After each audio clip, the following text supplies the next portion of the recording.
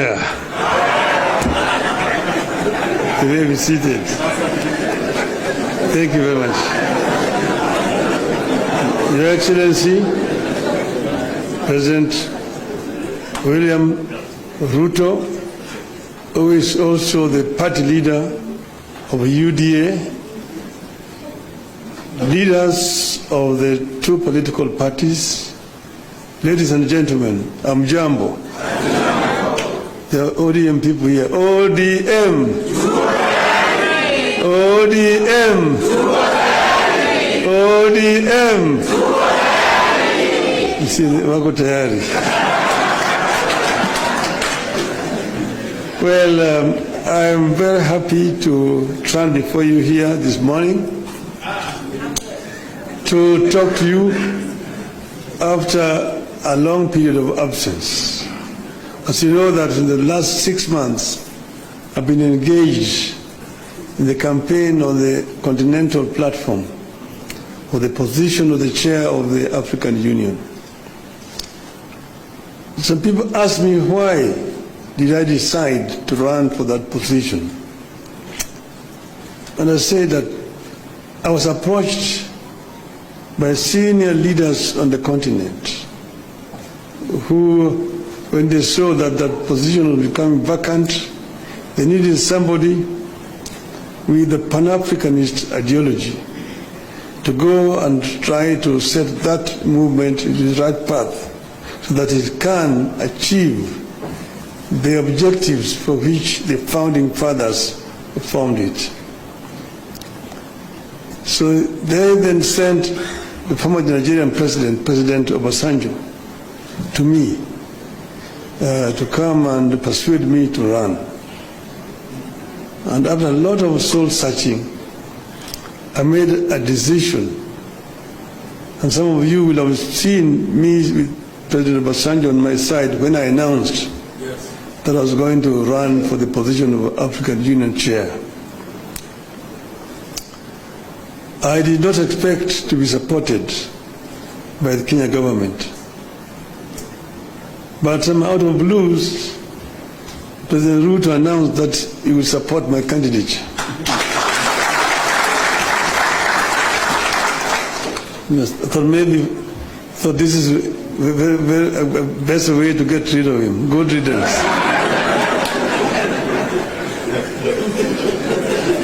I would say that in respect to the motives, he actually was genuine because he followed that announcement by giving full support to my candidature. As you know, you cannot run for the chair of African Union without being sponsored by your home government.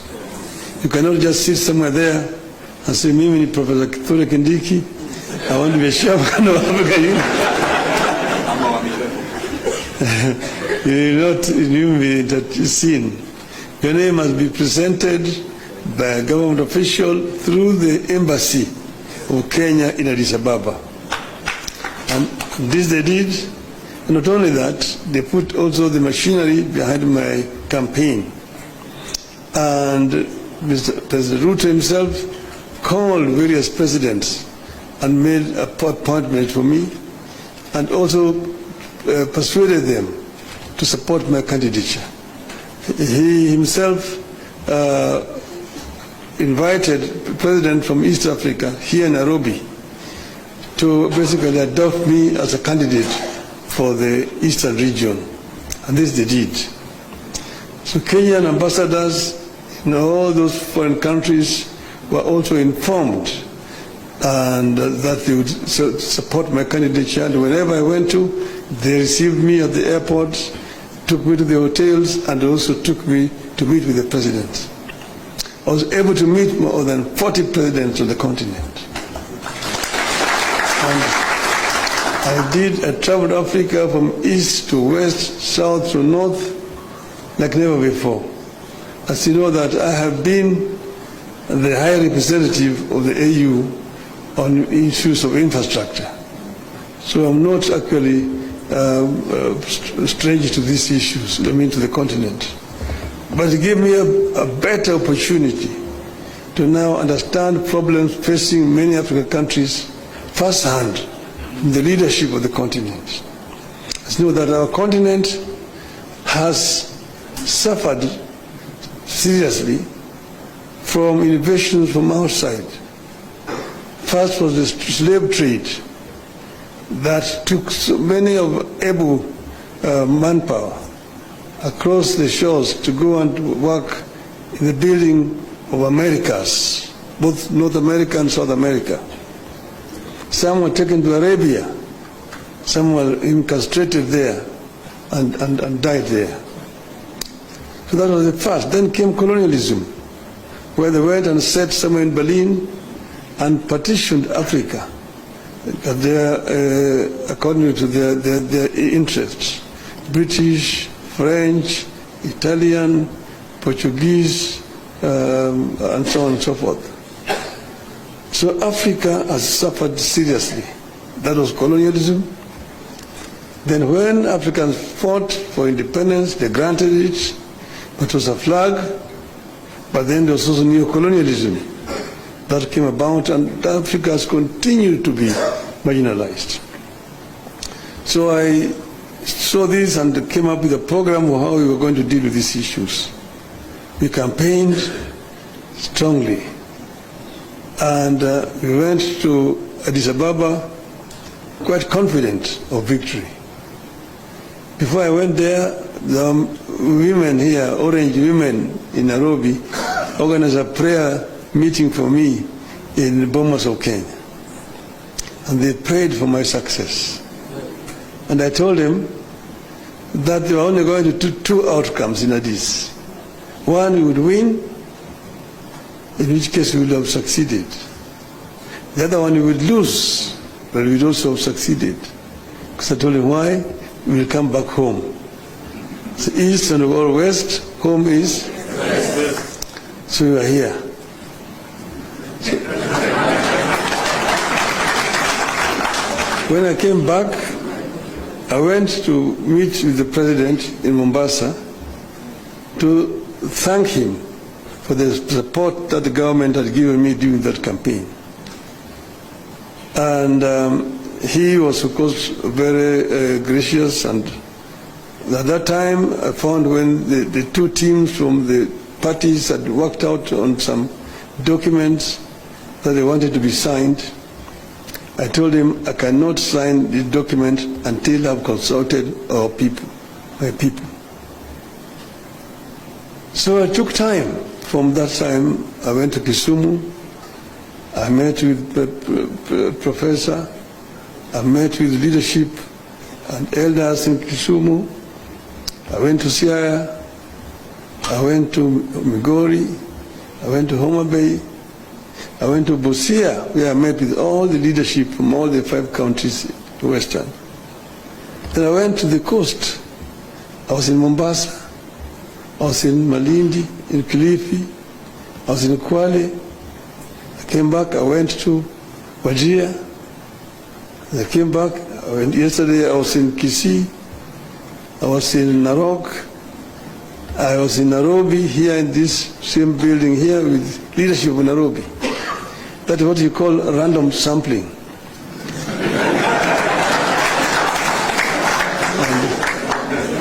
I think I managed to get the feeling of my people, my supporters.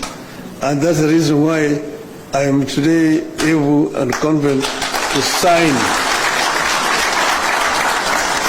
this document. So I want to say this of note. Today, we have signed a memorandum of understanding between Orange Democratic Movement and the United Democratic Alliance. The cardinal goal of the MOU is to help ease the prevailing tensions in the country, reconcile the population, alleviate their suffering, and move the country forward by addressing the critical social, political, and economic issues our people are grappling with today. As leaders of the largest political parties in the country, we arrived at the understanding that in a time of significant changes and challenges to our nation, it is not enough to merely grandstand or stand aside and criticize, easy as those may be.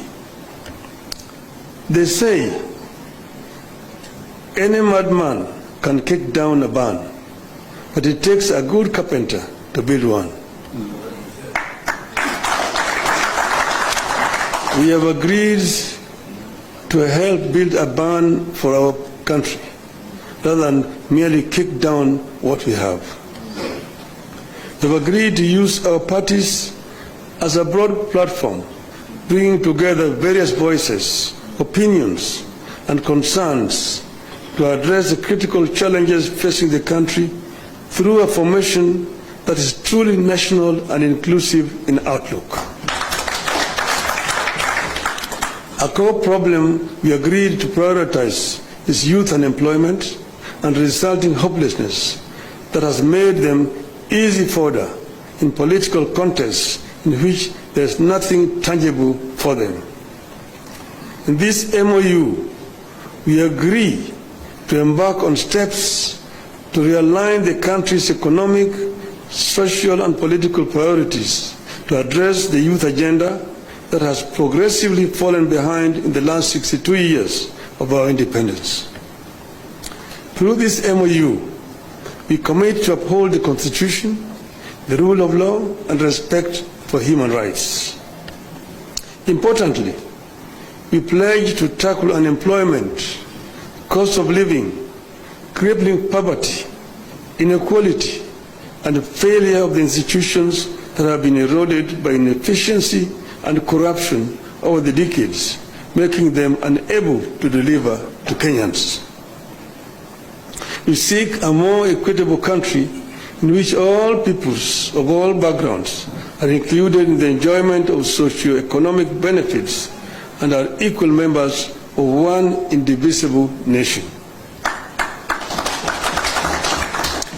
All Kenyans must feel that they belong here by right, and the right to access, without any form of discrimination, whatever Kenya has to offer.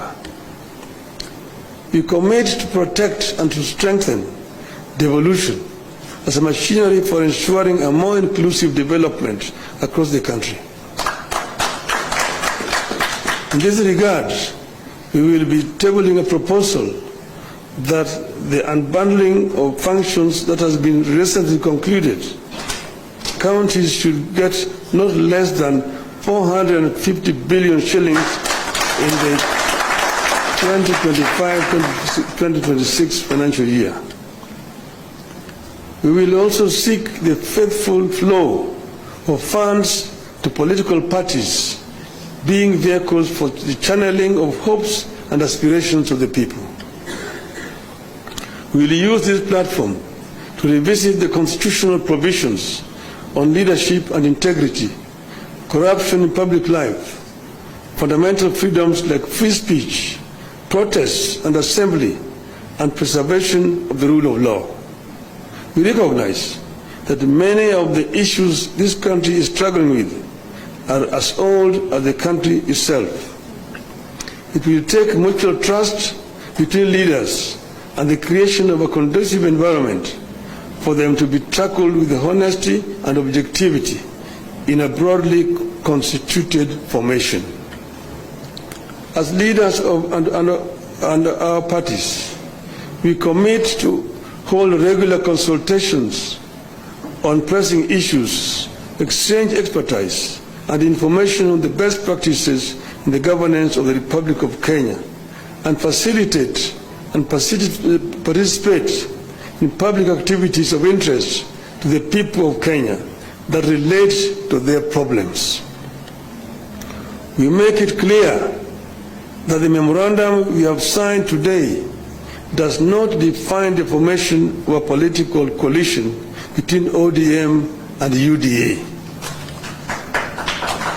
However, its successful implementation could inform the basis of steps toward the establishment of a broadly constitutive and progressive formation for a stable country in future.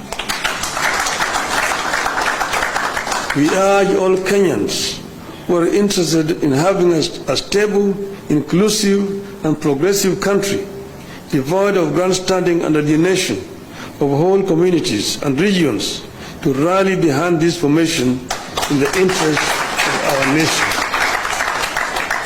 God bless Kenya. Thank you. My pleasure now to invite my brother, William Samoei Ruto, to come, the president, party leader of UDA.